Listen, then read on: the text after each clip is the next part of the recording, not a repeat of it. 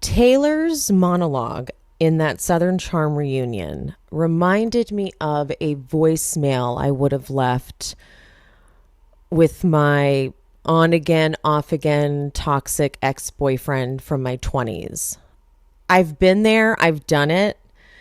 I've just never done it on television. So thank you, Taylor, for giving us that raw moment, as uncomfortable as it was. Hello, I'm Emily, host of the podcast She Speaks Bravo. And if you like very detailed and insightful recaps about Bravo TV and true crime, make sure you're subscribed and hit that bell so you never miss a video. Now, let's get into my recap on part one of the Southern Charm reunion. My name is Emily, and I have been watching Bravo TV as a form of self-care for over a decade. Needless to say, I'm a complete mess. Subscribe and follow along for painfully insightful recaps about Bravo, true crime, and other great TV. Hit that bell. Before I get back into the content, I want to talk about the membership offerings I have for you guys. This is a way for you to be involved in the content I put out. Over on YouTube, if you go to my channel, you can hit the join button and you get two options. The level 1 queens get a custom badge and emoji to use in the chats and also get to vote in the bonus content polls. I'm going to start putting out bonus episodes, most likely one every 2 weeks. And this will be a chance for you guys to vote in what I actually cover. Sometimes cool things happen, like a news thing or a casting update. And I can't obviously cover everything, and you'll get a chance to vote on what I do cover. That is $4.99 a month. The next level queens get the same perks, but they also get a shout out at the top of every episode. That includes the recap episodes, not just the bonus episodes. And you also get early access to those bonus episodes that you voted on in the content polls. You'll get those 3 days before I release it to everyone else. Now, if those memberships sound a little intimidating and you're like, I have a fear of commitment, which so do I, you can also just, if you're watching on YouTube, go to give a super thanks. And they've got a little heart icon with a $sign in it, and it says thanks. And you could just donate one time, like here's $2, $5. I think it goes up to 50. And it's just a way to show some support. And any money you guys give me goes right back into this, whether it's just helping me not have to work my other job and pay the bills and just focus all my time on making content, or if it's just getting better equipment. Because if you guys saw this setup, you would laugh. But if you ever leave, by the way, if you do a super thanks on a video with Pia or with Kendrick, I will absolutely share the profits with them because I value them more than you could ever know. And I would never be stingy. No, never, never. Anyway, though, thank you so much for all of your support already. I do appreciate it. Now, let's get back to the show.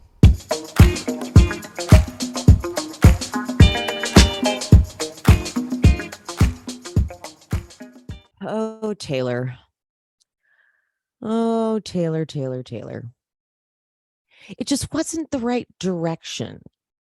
You know, she had so much she could say to Shep, and I was ready. I was like, oh, here she's gonna say it all. And then she went, as soon as she said 300 women. I mean, granted, look, we saw this in the trailer, so I knew what was coming. But she said it right away. She's been with 300 women. I was like, oh, already? We're going, oh, well, that doesn't really have anything to do with you. So, and then it was just downhill from there. So we'll break all of that down though. I literally have, what is it? 10. I broke up her whole moment into little segments because we're going to go through it point by point, because I not like verbatim, not like this, but the tone and the energy of her monologue, it reminded me of something I did with an on again, off again ex, um, that I did in private one time that I hope no one ever. I think I left a voicemail. I know that I called like 300 times one night, and but yeah, like the tone of it was like no one else should hear this. But instead it's not only in a group, like not only should, okay, so it was bad enough that it was in a group, but it was also on TV. It was like for, okay, so it was like bad enough it was in front of the group of friends. And then like also then it was bad that Andy was there. And then it was even worse because it was on TV. So it was just all very, I was ready for him to serve, or for her to serve him with all he deserved so much. It's like, you fucking piece of garbage. You dragged you whenever you were about to lose me, you'd pull me back in saying all the shit you wanted me to hear. Oh, you want to make plans with me. You want to make plans for the future with me. You want all the things I want. You see us getting married someday. But when it came down to it, you knew you were never going to commit. And now look at me sitting here like an idiot while you go out and you go to Texas and fuck some woman because that's all you've been wanting to do this whole time. See how that is what I was hoping would happen. But instead, that uber religious side of her came out shaming him with like holy water. And I was like, what? The hell? So, all right, let's get into it from the top. A 5, 6. Sorry, I'm just kidding. All right, so everyone's arriving. They are in New York, but Taylor she's feeling herself. She said, Shep tried to talk to me, and I said no. So by the way, the trip to Texas was like days prior to the reunion. So this is fresh pain. Leva says, I might lose some friends today. And Catherine says Shep turned out to be just like Thomas, which, that is a statement, baby. That is no joke. Excuse me. That is just like Thomas. Now let's remember who exactly Thomas is. How old was I can't remember how old Thomas was. Thomas looked like he was 50 years old when he met Catherine, but wasn't he in his 40s? She was 21, maybe 22. I want to say she was even 20 years old. I'm sure someone's going to come in the comments and be like, I think she was 19. She was young. He knocks her up and then manages to mind fuck her to oblivion, to where she does go nuts. Okay. And he treats her like, oh my God, she's so look how crazy she's so, oh my God. And oh, she's irresponsible. Oh my God, she's such an irresponsible mother. And the rest of the cast, except for Craig and Naomi, because they were together for a while, they treated Catherine like, oh my gosh, oh my God, what a tart. Is that a phrase? That's what does that mean? Does that mean what I think it means? You know what I mean? Like, what a hussy, what a little, what a scandal. I think even Patricia said she's a scandal. I swear she did. And he continues to vilify her. He continues to lead with zero compassion for her. And Catherine just said that Shep is just like that. And it's possible, it's possible. So we shall see, but that's a statement. So they walk onto set and Austen points out there are only 3 guys and 7 girls. And I thought about that. I'm like, I think that's actually how it's kind of always been on this show. There's always only been, except for when Thomas was there, right? I don't think there's been another. Yeah, I think that's it. They give a great teaser of what's to come. I mean, they just do a good job editing. Whoever the editors are of these trailers and teasers, baby, there need to be they should put a category in the Emmys for best editing of a trailer or cold open, or I don't know, whatever you call those things. They should total. Oh my God. Imagine that would be what that, when they, I don't know what they cut to the package, like, and the nominees are, and it would be like Real Housewives of Beverly Hills reunion. And it would show the trailer that we just saw for Real Housewives of Beverly Hills reunion trailer. Real Housewives of Salt Lake City. Because you could nominate, like, imagine they were all real. Oh my God, imagine they were all Real Housewives trailers. And then there'd be like one rogue one, and we'd be like, boo, get out. I don't think this is a bad idea because the editors are amazing. It's the pacing, the music cues, the drama. They really get it. So they gave us a great teaser for what's to come. Okay, so get a little hi, everyone. Hi, everyone. Hi.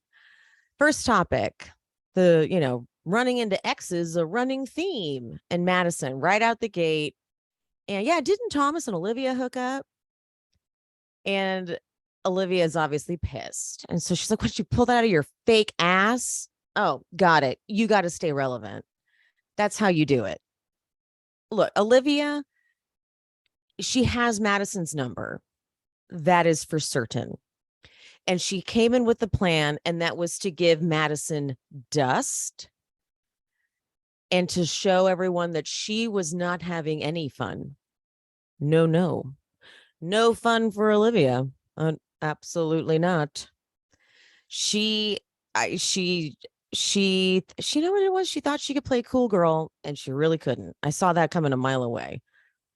She thought as soon as she played the game with the bring in the date and it backfired on her and she didn't know how to play it from there, I was like, oh, you were messing with the wrong guy. Okay. I should teach lessons. But again, all you win is a bad relationship, which we see. By the way, I'm doing this on Zoom, even though I'm solo today, because I'm going to be playing a bunch of clips from my phone. But once I finish up with the clips, once we get past the Taylor moment, I will switch over to my new regular setup. And also, fun fact, if you are watching on YouTube, you will notice when I switch over, I look completely different and have a whole different vibe going on because I recorded this earlier. And when I went to edit just now, I realized that my mic wasn't turned on and all of this was muted. So I had to re-record. It's fun. Anyway, Andy needs to get uncomfortable and ask Craig, hey, Craig, you're really into sexting, huh? Craig gets philosophical with this shit, though. Craig's like, yeah, it's just a really great way to figure out your boundaries with your partner and see where they're comfortable and where they're not comfortable. I did not expect him to be that deep about it. But of course, Andy's like, this isn't weird enough. Naomi, were you ever on the receiving end of Craig's sexting?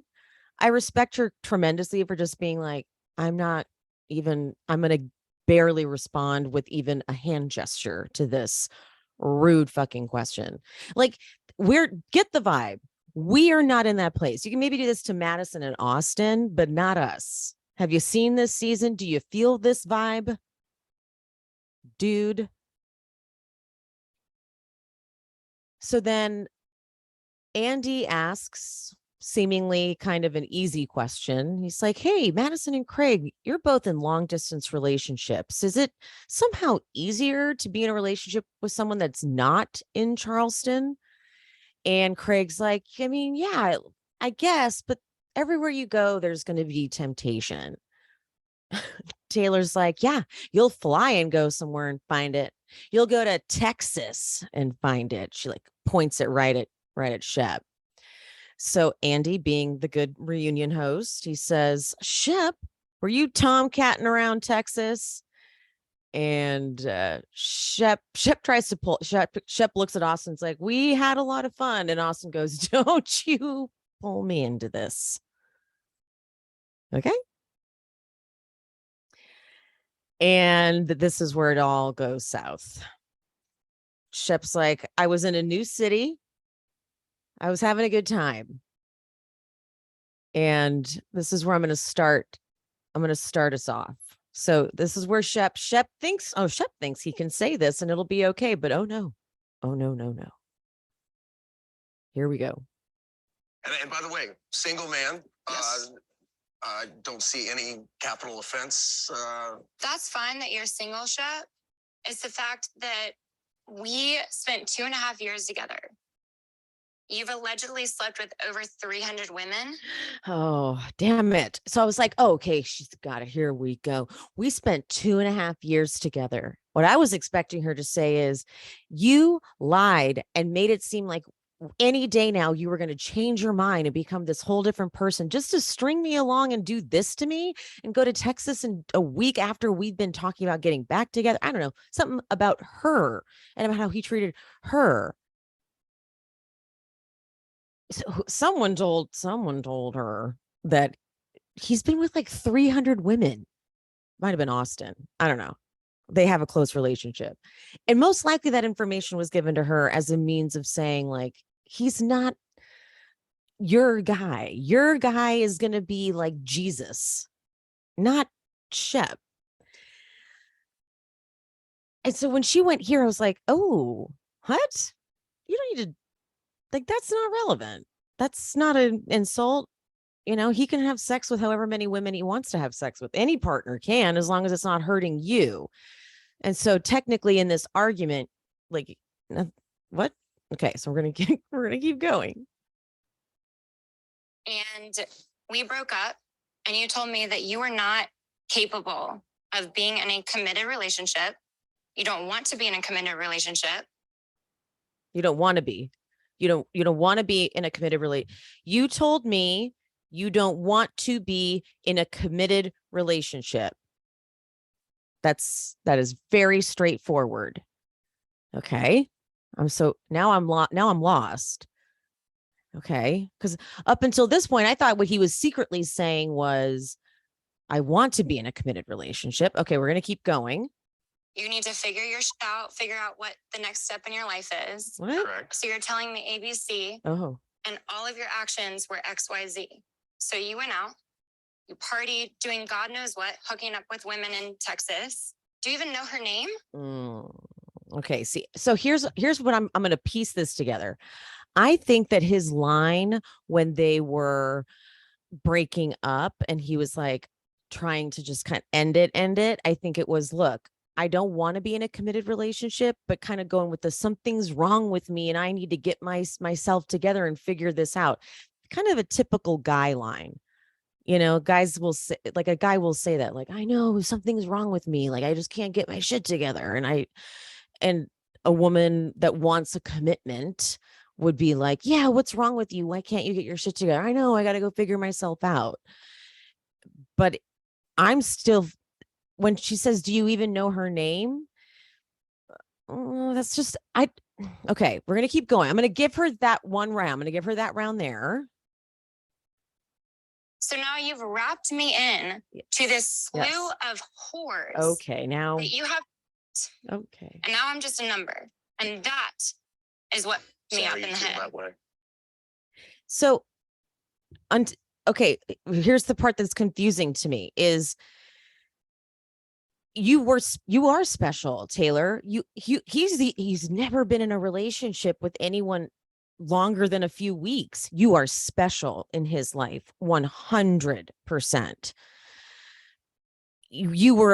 It just sounds like you were truly choosing to ignore the fact that Shep has been with a ton of women. He cheated on you when you guys were together. You knew about it. You had trust issues. Were you just in denial? But like, to say out of nowhere, to be like, I'm now just one of those whores. It's like, well, no, you were. And to call all of them whores, why are they all whores? They're not all whores. they probably all, that's kind of rude. And some of them are even friends of these people's. So now we're getting into like shaming territory, and now you're losing me. Now I'm like, well, hold on, Taylor. Okay, well, 2.5 years, Shep.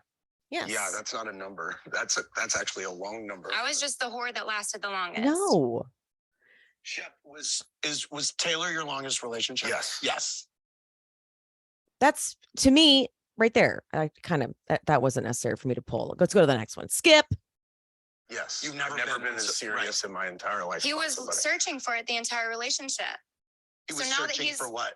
searching for other women, That's not looking true. for it here, making out with people there, texting people, whatever. He was searching for it. So now that he's single, at the age of 43, he's using women to masturbate.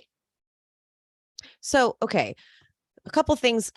Okay, I'm confused. So if he was searching for women the whole time you were together, then you knew this was his thing. You knew that was his desire. Okay. And so then now that he's single, most likely he's going to continue doing that. And now you're going to shame him for being 43 years old and single. If the roles were reversed, genders were reversed, we'd be like, fuck you, dude. How dare you tell a woman who's 43 and single that that's bad? And if the gender roles were reversed, or if another woman was telling another woman this would be considered slut shaming. So still not down with it. And you're tossing them to the side, Shep. That is messed up to do to a woman. You're hurting women and you're hurting yourself. I wish she would have said, you hurt me. You hurt me, Shep. Hurting women, you're not speaking on behalf of women. That's bullshit. Now it's just getting uncomfortable. Now it's like, what women are you talking for? Talk about you, Taylor. You don't need to change. Now, the problem is now she's trying to shame Shep into what? Feeling bad for his life choices. That's not the thing. That's not the move. So I would have loved if she read him for filth for what he did to her, because what he did to her is disgusting. The way he talked to her, the way he treated her in terms of baiting her along. Like as soon as she was about to walk out that door, he clearly was like, no, wait, maybe I do want marriage. She treated her like shit, but she let him. And so she's mad at herself. I get that. But now she's shaming the way he lives his life. And that's not cool. Why? What number are you gaining? 1 million? You want to get to 1 million women? If he's lucky. Do you even know, do you know anything about me? You were with me for 2.5 years. Do you know anything about me? I think Do you know my favorite color? What is it? My favorite movie? Favorite animal? Anything? Okay, so what happens is now she's all heated. See, she's too heated. She's lost her cool. And now she's going, I know what she means deep down. I know what she means is you're a selfish piece of shit. And you don't even know anything about me, do you? And he probably doesn't, because he sucks. But she's too heated. So she's going for like kind of the easy thing, the first thing that comes to your head. And you know, when you've had a fight with someone and later you're like, damn it, I should have said that. I feel like that's what's happening here. And she's like, why did I say that? But she's heated and she's in the moment. And that's what she goes with. You told me, you've told everybody that you're not capable of being a committed man, a trustworthy human being. I didn't try at all, huh? 2.5 years. Didn't make any efforts at all. All right, Shep. Didn't do anything worth a damn for you or with you. Gaslighting. Is that what you're saying? Ask yourself that question, I Shep. already know the answer to the question.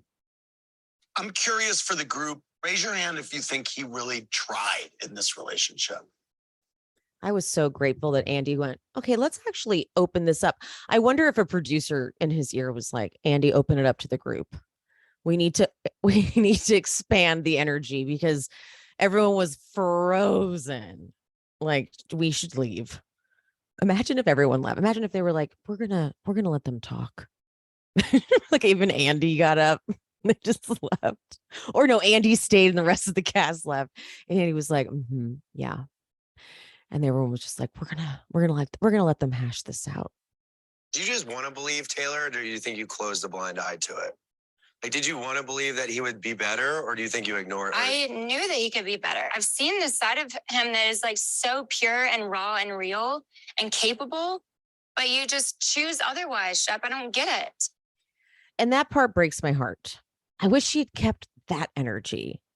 I wish she had maintained that level of this, you know, the sides you showed me are not the sides are not, do not match your actions. I don't know. Like, it's tough. I'm not the right demographic necessarily for maybe sympathizing with Taylor, because I don't have the same traditions and the same outlook like that. And I can't like undo someone's upbringing, because if that is your, if that's how you've been raised, I can't, it's not fair of me to be like, get over it. Oh, move on. That's shitty and reductive of me to act like a lifetime of, I almost said indoctrination, but that's not the right word, but a lifetime of beliefs and morals and tradition and ambitions, etc. If you know that doesn't just go out the window. She unfortunately fell in love with a guy who made it seem like he was a changed man because of her. Unfortunately for him, I think when he meant by saying he's a changed man, he literally meant by staying with you for even a month is making me a changed man. By staying with you for a year, like he would have now, he's like, we've been together for a year. Can you believe that? So when they hit the 2-year mark, it was like, can you fucking believe it? 2.5. Oh my God. Mind you, he was not faithful during that time frame, but she knew that and still chose to stay with him, still thinking she could continue to like pray him into the guy she wanted. So yeah, I wish she had kept just sticking with what he did to her, because there's so much there. You were verbally abusive to me. I mean, I can't, my brain, there's so much that I almost don't even know where to start and where to end. But instead she went with whores and masturbating with women. I'm like, whoa, kind of gross that you would say that, because that makes the women sound like shit. Shep did something to you. Let's stick to that, because that's the problem. He treated you terribly. We watched it, and that was just what he did on camera.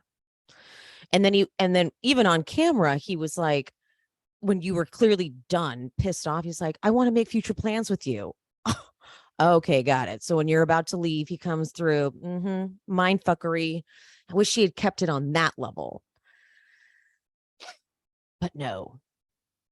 But shortly after this, though, as much as I don't, I get exactly what, like I said, I get what Taylor was doing. This moment needed some levity. They had to move on. They had to go to the next segment at some point. And so Andy could barely get this out without laughing, but he looks to Shep in an attempt to be serious. And he says, Shep, do you know her favorite color and her favorite animal? And Shep tries to answer. She's like, nope. He's like, favorite color and favorite dog. And he's like, what's mine? She's like, purple. He's like, what? Clearly not. Because now see, the bummer is like, now he's smart. He's conniving. He's fucking smart.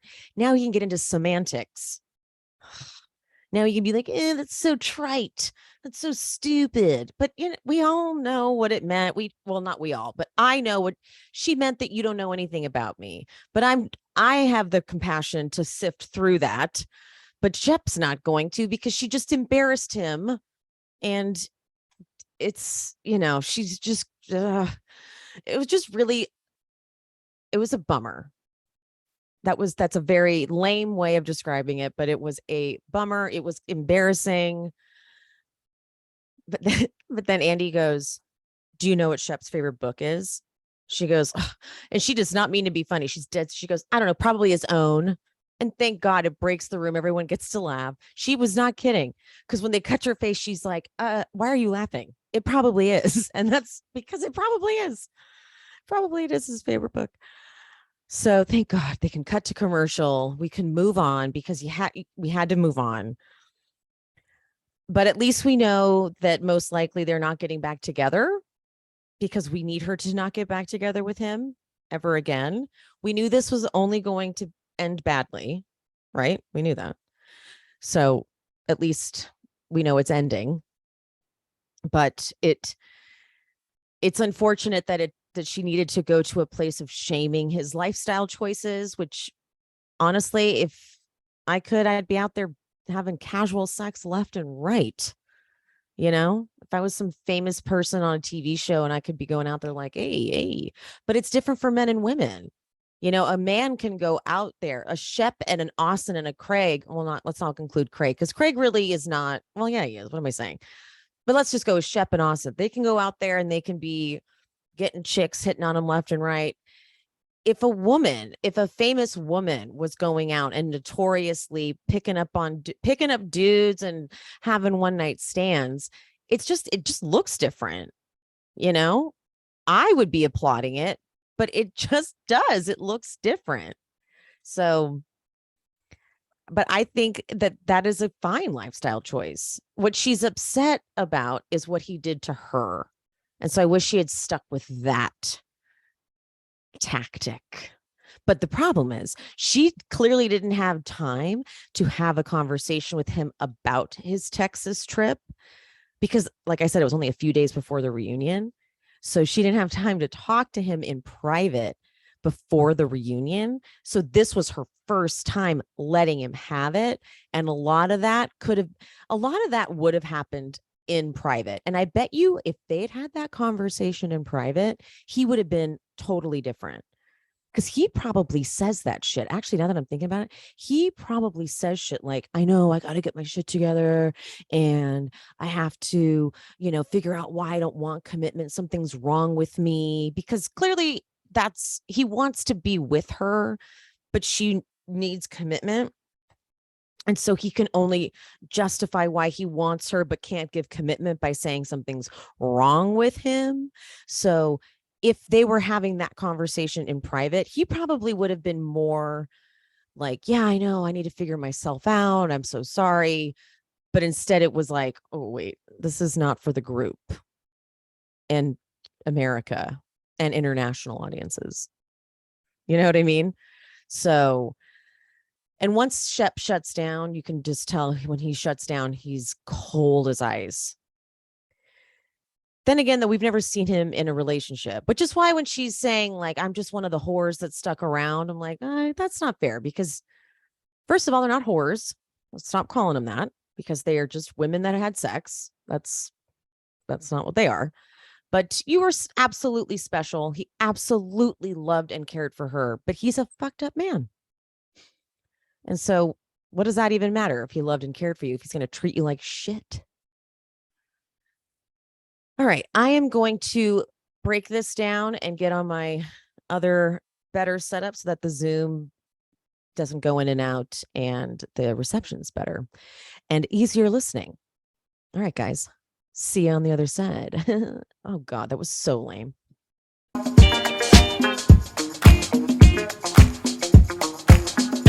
All right, new setup. Okay, here we go. So as they're coming back from break, Taylor's not done. She looks over at Austen and she's like, I wonder who I wonder who Shep's texting over there. Oh, hey, want to meet up tonight? This must be so awkward for Austen. Because he's like, probably. Okay, we get Catherine's package. Now, you see, let's not forget the article that came out about Catherine's black eye. So it's interesting that we got definitely no conversation regarding any of that. There was no, why weren't you on a cast trip conversation? There was none of that. So it's weird because they aren't cutting to anyone's packages. It's like they didn't have time to put any footage together. It's weird. They're like, Andy does what he normally does, which is like, this season Catherine gave us a la la la, but this blah blah blah, and then they don't cut to a package, and then it's just into talking. It happens with everybody. It was weird, but then they give you, like, as people are talking, they cut away to footage within the conversation. It was a new format. But anyway, Shep bumped into Thomas at one point, and he's like, you just can't help but laugh and grin when you see Thomas. And this is, by the way, after Catherine's talked about how it's still very contentious with Thomas. Catherine has to be so careful with what she says. Shep just kind of further proving that he's sort of a dick. They talk a little bit about Caleb, and they flash back to Caleb talking to Vanita at her birthday. And I love to say this, but I was right. I was exactly right about why it pissed her off. Because she was like, he never had said a word about wanting us to make up or be cool. And then suddenly at my birthday, he's like, hey, I want to broker a peace. And I was like, since when? And it's exactly what I thought. It's like cameras went up and she threw him he threw her under the bus. And so we get a very confusing, and I'm going to blame editing, I guess, or maybe Catherine not knowing exactly what she's talking about, because she says the reason she got upset at Naomi is because she's like, I didn't want to hear when I'm walking up, like, oh, let's get this over with. And Naomi's like, Catherine, you were stomping around. She's like, show me one example of when I was stomping around. From the way it looked like it was cut together, it looked like when Catherine came in from talking to Caleb, where she was rightfully upset, it looked like Leva tried to take an angry Catherine, because she said, you hear Leva say, oh, she's upset. And then she's like, I thought maybe you guys could talk now, and forced a conversation. But they are leaving that out completely. Because then Catherine said, it was strange. Catherine says that Naomi's saying you tried to ruin a good person's family was what set her off. Because for Catherine, and in her perspective, everyone did sort of the same thing to her and didn't care about the truth and didn't care about the repercussions in her life and just said what they wanted to say about her when she was going through her custody battle. Now, my problem with that is Naomi was always on Catherine's side. Truly, if you go back and watch, Naomi was with Craig when Catherine was like completely banned from the group, basically. And they wanted to include Catherine in everything. Catherine stuck up for Catherine against Patricia. Remember that? When Patricia was like, oh, I hear someone knocking at the door, excuse me, and just cut her off. So Naomi wasn't that person in her life. But Catherine says that she can't say specifically, by the way, what Naomi said. She just gives this, like, you've just always had this, like, mean girl attitude. I am still confused because after, like, they had a good relationship. When Craig and Naomi were together, Catherine was good with Naomi. Then Craig and Naomi break up. They were good, Catherine and Naomi. Then Naomi got with Matul, and things fell apart in general in terms of us seeing Naomi. But then Catherine tried to do the, like, outing of the rumor on camera, and that to me is the only time that it went south. So whatever. Then Leva tries to chime in, and Leva says that she tried to put things to bed with Catherine, but then Catherine flips a switch. Catherine does flip a switch here, and she's like on Watch What Happens Live.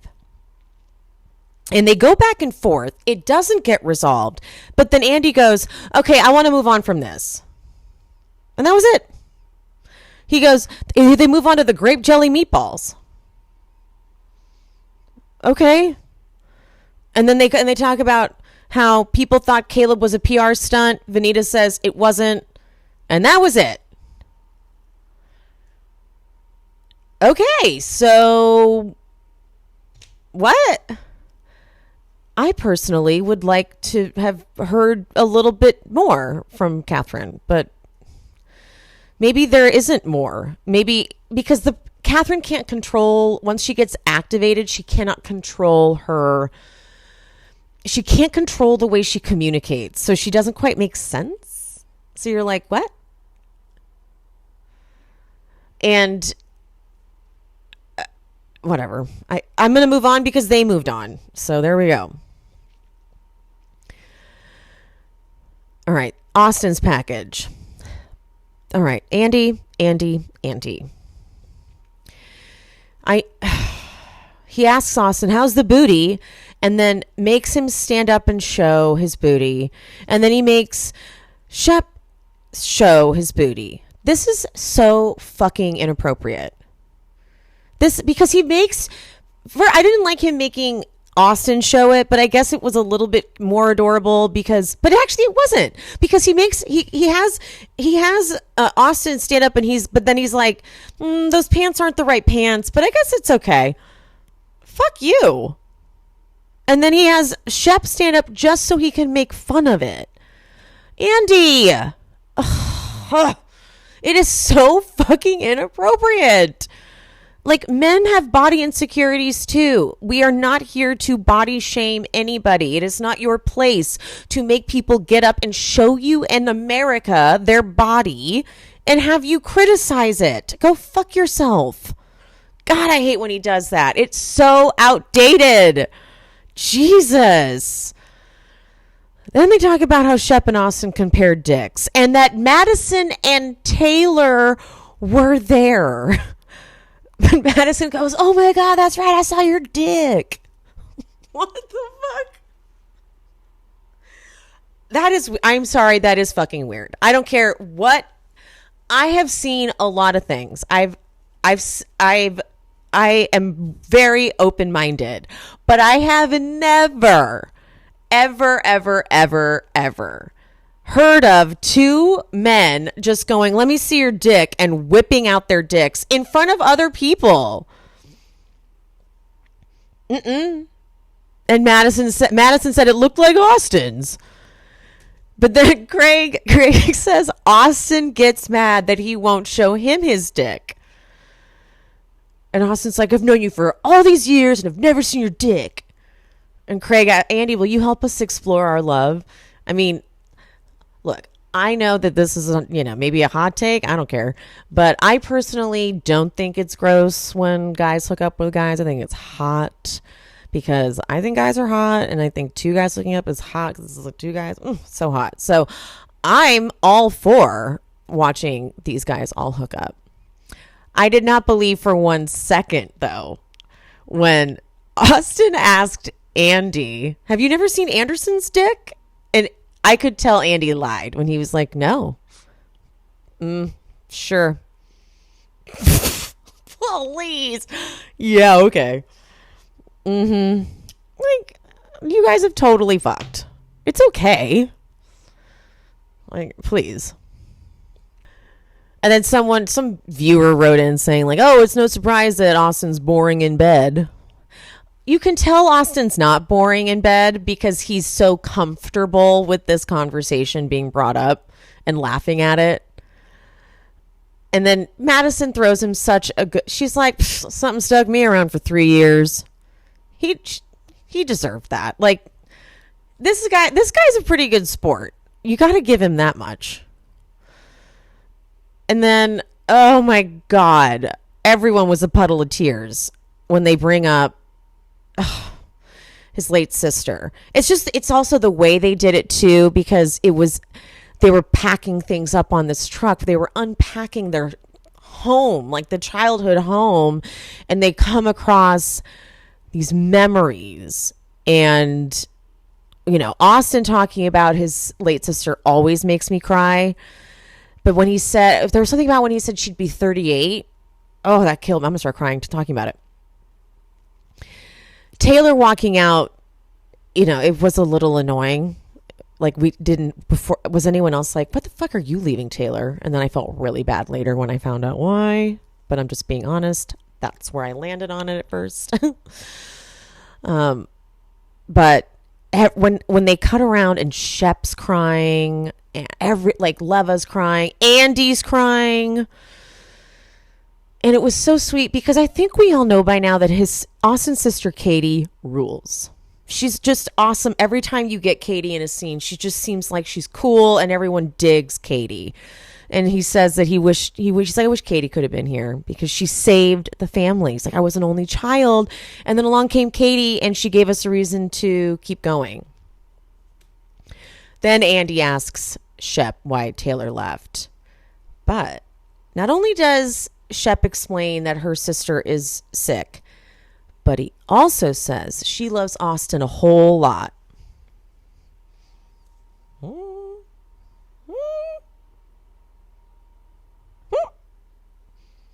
Remember what we've been saying? I'm telling you.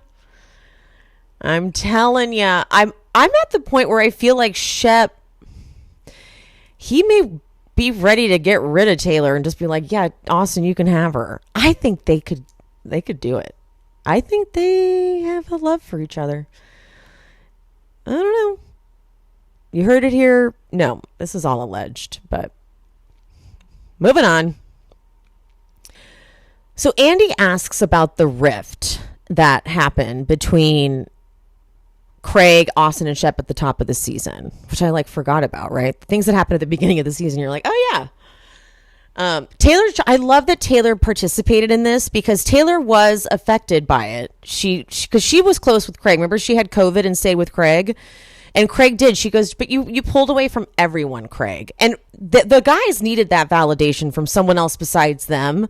Because Craig being able to say to the guys, like, you're not nice. Everyone can agree with that. But when Taylor says it too, it's like, oh, wait, Taylor's saying it. So Andy says, like, Craig, did you get a little too big for your britches? Kind of, did it go to your head? And Craig tries to deny it, but then Leva is like, you literally said to me, do you really want to go to war with me? I'm the most popular guy on Bravo right now. And Craig's like, oh, where's that? Where's that? And she said, you said it in front of Paige to me. But fucking Andy. He goes, all right, we'll get back to that. I'm assuming that's when they're going to be talking about Paige and Naomi and stuff. So they better get back to that, or I swear to God.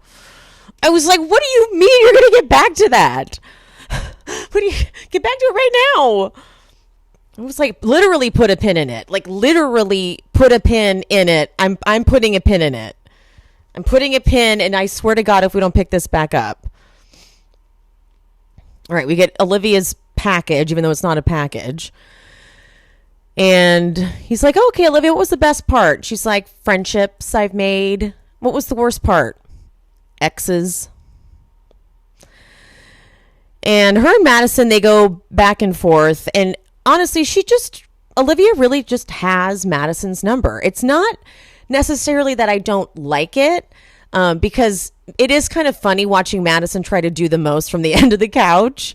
Because she's at the end of that damn couch. It's like, it is kind of silly because Olivia is right up there and Madison's down there at the end. And Olivia's not giving her a lot. So it's not bad. But then Andy asks, so did you maybe lead Olivia on in this whole thing? And Austen really stumbles around this, which is his super downfall. My God. He's like, I mean, yeah, did I say maybe that I wanted to, did I want to get committed? And then then I was like, well, hold on. Maybe if I didn't, and then maybe good Lord, just land the plane. And then they go into the Sierra topic. And he has the nerve to say, the initial thing was to go and speak to her. And Craig does try to explain, and okay, please don't hate me, you guys. I know that this sounds ridiculous. Craig explains it wasn't for revenge. And I get Olivia's point. She's like, he literally said he wouldn't have gone if I hadn't brought a date. He's like, okay, but it's not that he went to hurt you, but it's like, if you hadn't brought a date, he would have gone home with you. And I get this because, let me explain.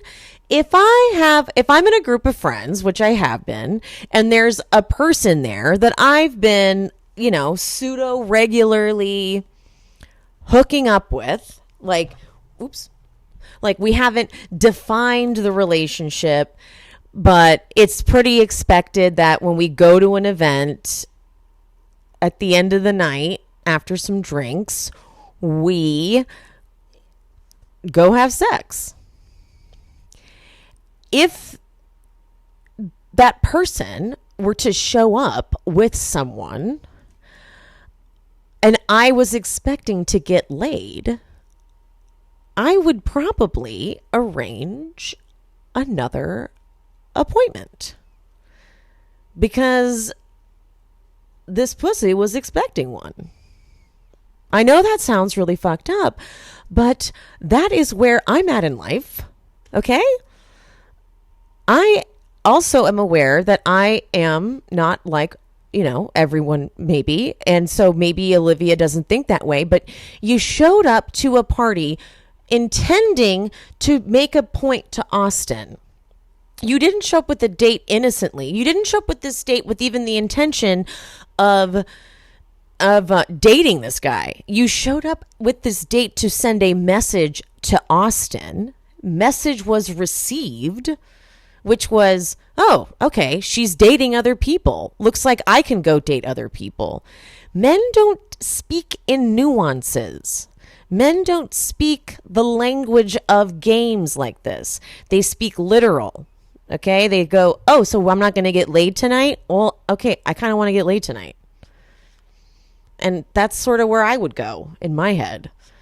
So if the guy that I told specifically, I'm not looking for a committed relationship, and he showed up with a girl, I'd be like, fuck. And I would go through my phone and try to set up another appointment.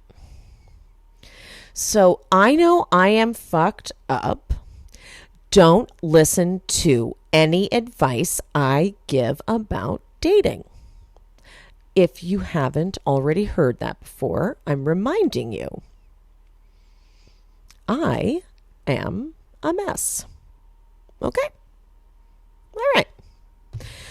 So I'm like, yeah, okay, here we go. And Austen's like, yeah, we hadn't talked. So, we had to talk. And Olivia goes, naked? I can't do her accent. And of course, then comes Taylor. You should have swept her off her feet. Men don't think like that. Okay? Men, especially a man who has said, I'm not looking for a serious relationship. He is not going to go, oh, she brought a date. Let me go sweep her off her feet.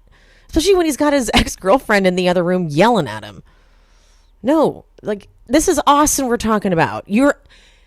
And when he didn't sweep her off her feet, then she should have moved on. If Olivia was looking for a guy to see her on a date and then go, oh no, I really want to be with her. And when he didn't do that, then she should have been like, this guy sucks, and found the next guy. But instead, what did she do? Practically begged him to be in a committed relationship with her. Do you see what's happening? Do you see what I'm saying? This is a mess, okay? A mess. Move it along, go to the next guy. But you were wanting what you couldn't have. Do you see what I'm saying? Okay.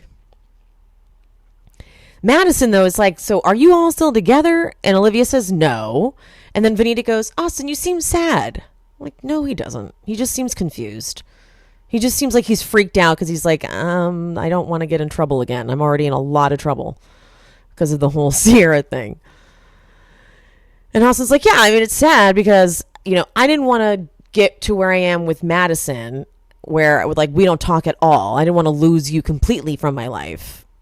And I'm like, that's a stretch, if you ask me. And so now Olivia is, unfortunately, her confidence is shot. It does a number on you when you are trying to get what I said this in the beginning of the season, or at some point. I said, I can teach you the ways of getting a guy who is afraid of commitment, but all you win is a shitty relationship. And so this is where she is. Her confidence is fucked because when you're trying to get someone who doesn't want to commit into a relationship, you don't feel good along the way. All you're doing is playing games the whole time. So she feels like shit. There we go. Andy asks Madison if she thinks they'll end up together. Andy. And Madison goes, well, not after his redemption tour is over, no. All his exes call him a lapdog, and she's sitting here calling him a Range Rover. That was a horrible accent. I apologize. I can't do a Southern accent very well. And Olivia, like, I get that I do agree with this. Madison, she's too harsh on Austen. He really can't handle it. He really, really can't. And so Olivia's like, that's because I'm just not a mean person and I like him. Even if I wasn't dating him, I would still say nice things about him because I don't want to break people down like you do. Which was sweet. It was very sweet. But then Madison gets a good clap back. She goes, okay, when you're 3 years in, sis, we can talk about it. Madison is a good savage country girl. Like, she's good for TV for that, you know? She's got good commentary. And then we go to her package, and it's all about her being in love with this hot man, this hot fiance. And she kind of tears up talking about the proposal because it involved her son. And it's just a lot. It's just a lot very fast. It's a lot of like, it's too good to be true. And so we all know when it's too good to be true. You know, if we're true crime fans, we all know that's the start of a bad story. I'm not saying she's about to have a true crime story. I'm just saying. But they talk about how, because she had mentioned when she went out with Catherine that one night to that club, that weird night, they talk about how she said that they were going to abstain from sex before the wedding. And she's just like, that was a joke because there's just so much sexual chemistry. And someone wrote in, some viewers, like, if they would release this, I'm like, I think I might have wrote this. I'm just kidding. But I thought it. That if they did make a sex tape, they would pay money for it. She's like, I've thought about it because it's the hottest sex tape I've ever made. And of course, Andy's like, did you make one with Austen? She's like, no. And I'm like, release it. But then Andy's like, well, wait, how would the Church of Latter-day Saints feel about this sex tape? And then she goes, okay, look, I have a future mother-in-law I need to worry about. And Andy's like, okay, bitch, look, you're the one making the rules as we go along here. I don't know where the line is. She's like, okay, yeah, okay, look, okay. She's like, fair. I don't know either. He was raised Mormon, but he's not a practicing Mormon. Okay. And then Austen kind of explains why he iced her out after she got engaged. Because he felt she should have told him. I know that this seems weird, but I do kind of... I get that this is maybe an unpopular opinion. I do kind of feel like she should have told him. It was quick. The turnaround was fast. I feel like it was going to be announced. And he points out that, you know, then you did the dig on Amazon Live and it was hurtful. I don't know. I don't even care. Honestly, their relationship is so confusing. Whatever. And then Andy asks Vanita. I feel like maybe I missed something in my notes, but this had to do with Madison, I guess. Andy asked Vanita about the joint birthday and if she thought it was sabotage for Madison to invite Catherine and Olivia. And she's like, no, but I would have liked a heads up. And then Austen goes, are you guys friends right now? That was interesting. And no, they're not. But Vanita's like, that's not my choice, though. Now, I know that there's a lot of stuff online about how Madison should not have treated Vanita the way she did. I get it. I get that Vanita looks very singled out, and I get the optics are not good on this. I'm sorry. I know that a lot of you are probably going to be like, wow, Emily, you're really not sticking to what you sort of stand for in general. But I'm done kind of pretending I don't know. I'm done keeping it from you guys. I'm going to say what I know. Madison was planning this party. She put everything together. Vanita wasn't helping at all. And then apparently Vanita was going around saying that it wasn't a joint birthday, it was just her birthday. And it pissed off Madison, and Madison's petty as fuck and didn't tell Vanita about Catherine and Olivia coming. But Madison was being petty because she was pissed that Vanita was saying it's just my birthday, it's not Madison's also. She was mad because literally Madison planned everything, all of that. So Vanita was apparently also being a little petty. Like she was like, it's my birthday, it's not Madison's. It was like they were both kind of out pettying each other. So it was like a joint petty birthday situation. And so when Madison was pissed about the next day having to clean up and do all of that, Vanita did not help and was just a kind of a diva about it. But when it came time for the viewers to weigh in, you know, once the show actually aired and once everyone starts to weigh in, because remember, it's so many months later, like a year later, Vanita didn't come to Madison's defense, and she let Madison really seem like she did a bunch of shit wrong. She didn't say thank you to Madison for planning the party one time. She didn't let anyone know that that was all Madison's doing.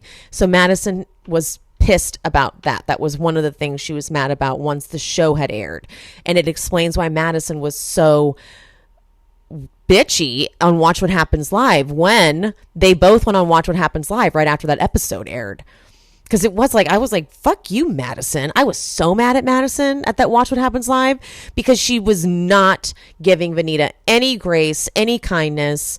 And a lot of viewers saw right through it and they were like, Vanita's being a brat about it. But I was like, she could at least just be nice, because a lot of viewers were writing in saying like, do you not feel bad at all that it turned into basically your bridal shower? And she was like, I think Vanita handled it fine, and just didn't have any latitude whatsoever for Vanita's feelings. I didn't realize that Madison had all of her own feelings about it because Vanita was also doing her part. Now, the part about the phone, the text, Leva, all that. I fully believed Vanita's story about them, Madison grabbing it to turn music on and the text coming through and just happening to see it. It is genuinely not true. So Vanita completely made that up to save face, but she did in fact show, she went, look what Leva sent me about you. And so she lied. Madison does this shit to anyone who crosses her. It just doesn't look good. Madison brought Vanita on the show originally, so they are the closest of friends. Madison has been doing the most defending of Vanita behind the scenes, and so this is a friendship that is the closest, and Madison feels the most betrayed, but Madison is the biggest bitch when you betray her, and she's so savage. So this moment looked so aggressive. Unfortunately, because Vanita had no leg to stand on, so she had no choice because she had no defense. So it looked painful if you don't have any context. It looked like Madison was just coming at this innocent fawn, but it's because Vanita was legitimately caught in a lie, which is going to happen a few times, I think, at this reunion. So, Andy goes, I like that you sent people to help clean up, though, Vanita. Madison goes, she didn't send people.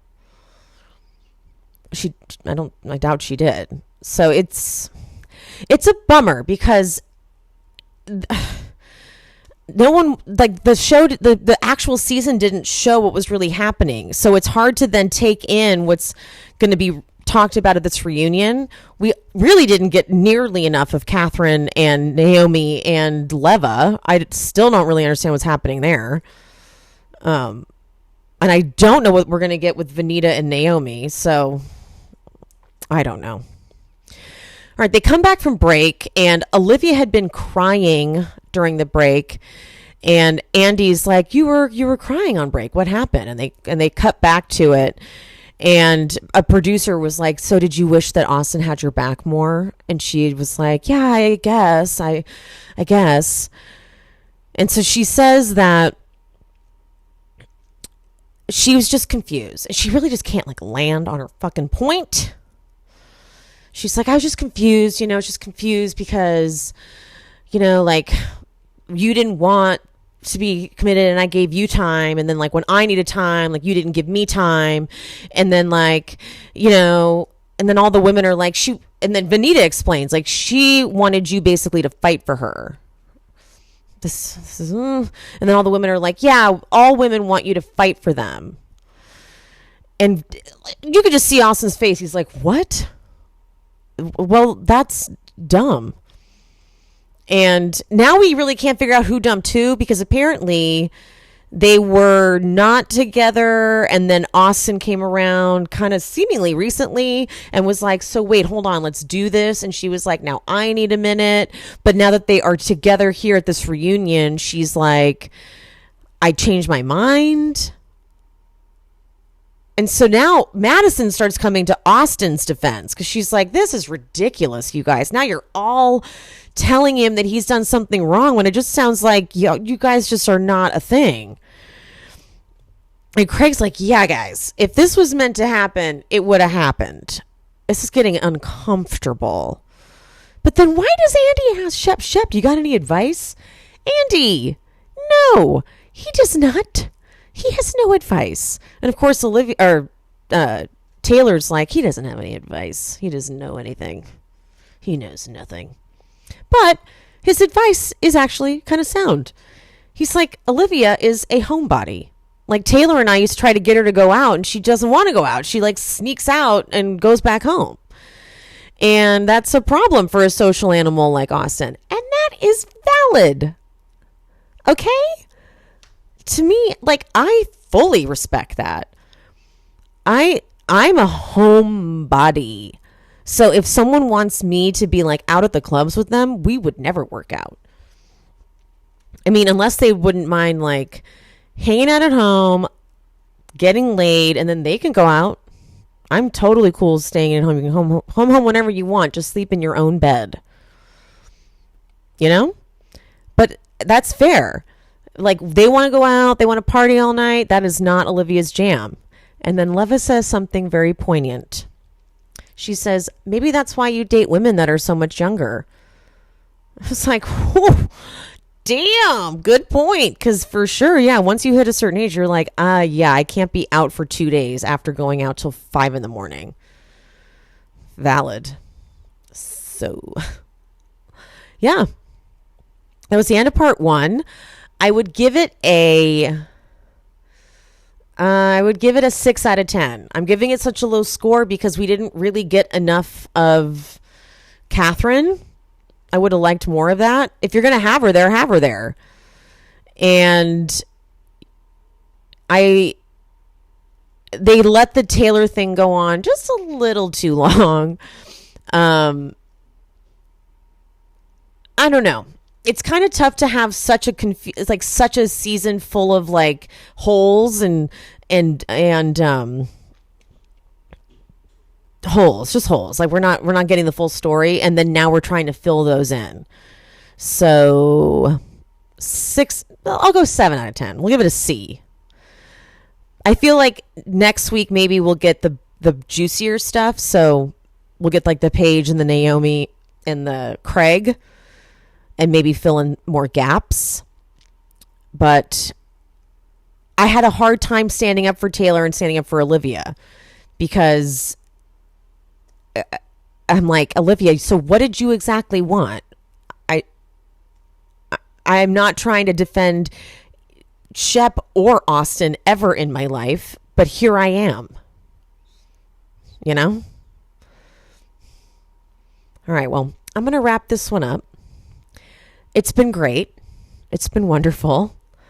I hope you all have a wonderful rest of your day or night. And don't forget to please leave me a 5-star review if you are on Apple Podcasts. It helps me out tremendously. And 5-star rating on Spotify. Don't forget to like this video if you're watching on YouTube. And I'll see you next time. Bye.